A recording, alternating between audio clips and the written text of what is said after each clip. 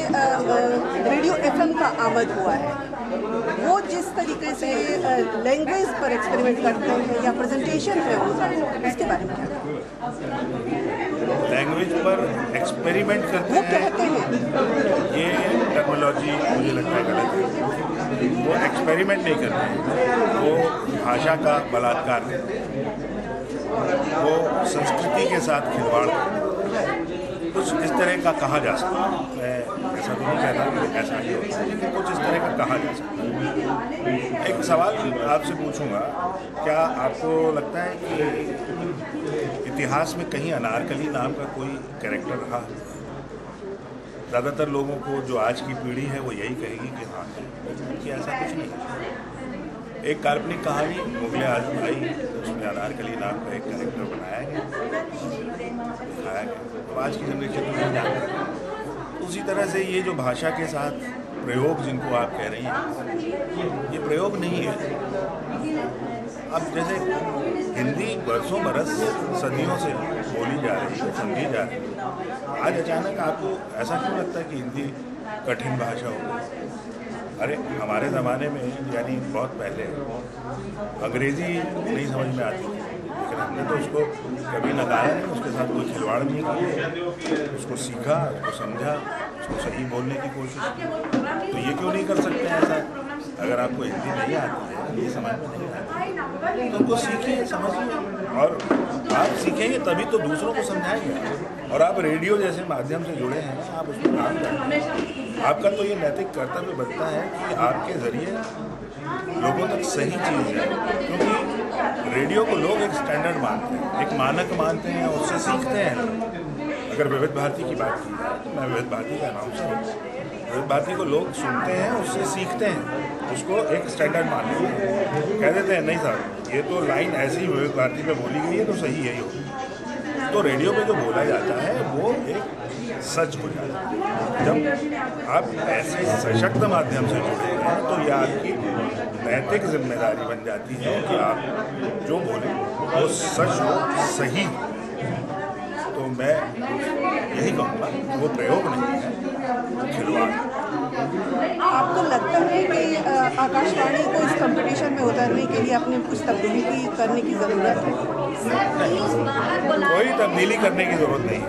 हाँ, थोड़ा सा अपने आप को रिलैक्स करने की ज़रूरत ज़रूर है, और वो कर चुकी है। आकाशवाणी भी कर चुकी है और विविध भारती भी कर चुकी है। हम जो पिछले, अगर मैं जैसे कहूँ अपने आप के बारे में कि मैं करीब पिछले 25 साल से मैं विविध भारती से जुड़ा हूँ, तो आज से 15 साल 20 साल पहले मैं जिस तरह की अनाउंसमेंट करता था और आज जिस तरह की अनाउंसमेंट करता हूँ उसमें ज़मीन आसमान का फर्क है। तो इसमें मैं ये ज़रूर कहूँगा कि इसमें बहुत बड़ा हाथ बदलते उस दौर का भी है। तो बदलते दौर के में अपने स्तर को ध्यान में रखते हुए, स्तर को कायम रखते हुए जितना बदलाव होना चाहिए वो हमने किया है और करते रहेंगे जब कभी भी ज़रूरत होगी।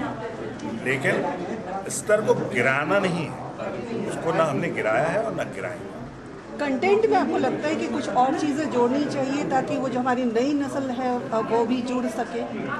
देखिए, कंटेंट की अगर जहाँ तक बात करते हैं ना, तो लोकल लेवल और नेशनल लेवल में बहुत फ़र्क आता है। लोकल लेवल पे जब एक अनाउंसर, मान लीजिए भोपाल एक प्राइवेट एफएम में एक अनाउंसर बात कर रहा है और एक विविध भारती पे बैठा अनाउंसर बात कर रहा है, तो भोपाल का जो अनाउंसर है उसके पास कंटेंट बहुत सारे होते हैं, लोकल कंटेंट होते हैं, जिससे वो ऑडियंस को अपनी तरफ अट्रैक्ट कर सकते हैं।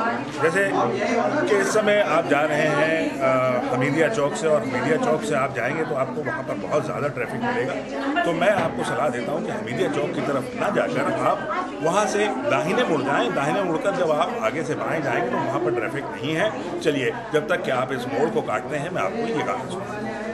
लेकिन विविध भारती का जो अनाउंसर है वो नेशनल लेवल पे बात कर रहा है, उसको पूरे नेशनल लेवल पे सुना जा रहा है। वो सिर्फ हमीदिया चौक की बात नहीं कर सकता, वो सिर्फ इंदौर के पलासिया चौक की बात नहीं कर सकता, या वो सिर्फ बनारस की बात नहीं कर सकता, या वो सिर्फ दिल्ली के कनॉट प्लेस की बात नहीं कर सकता। उसको तो सब जगह की बात करना है, तो वो नेशनल मुद्दों पे बात करेगा, वो नेशनल लेवल की बात करेगा। तो नेशनल लेवल की बात करने के लिए तो वो न्यूज़ आइटम बन जाता है, तो जिससे हम थोड़ा सा परहेज करते हैं, क्योंकि हमारा जो विविध भारती चैनल है वो न्यूज़ चैनल नहीं है, हमारा तो एंटरटेनमेंट चैनल है। हमारा पहला काम लोगों को का मनोरंजन करना। हाँ, मनोरंजन के साथ कोई मनोरंजक जानकारी है तो वो हम देते हैं उसको, और इसके अलावा ऐसा नहीं है कि सिर्फ मनोरंजन है, हम सेहत से जुड़ी बातें भी करते हैं, हम दूसरे क्षेत्र से जुड़े लोगों से भी बात करते हैं, लेकिन मनोरंजन के साथ, गानों के साथ।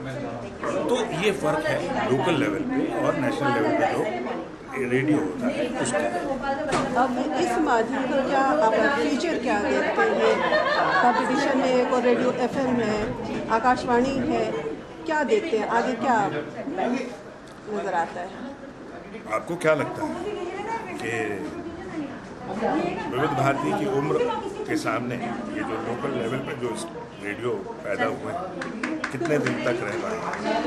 आज हमारे पास ऐसे ऐसे गाने हैं जो सिंगर ने जिसने गाए हैं उसके पास भी नहीं। बोलती फिल्म से शुरू होकर आज तक की फिल्मों के गाने हमारे पास हैं। इनके पास छोटे छोटे एक्टर्स के बाइट होते हैं, हमारे पास उनकी आर्काइवल रिकॉर्डिंग्स, हमारे पास बड़े बड़े संगीतज्ञों की लंबी लंबी बातचीतें हैं।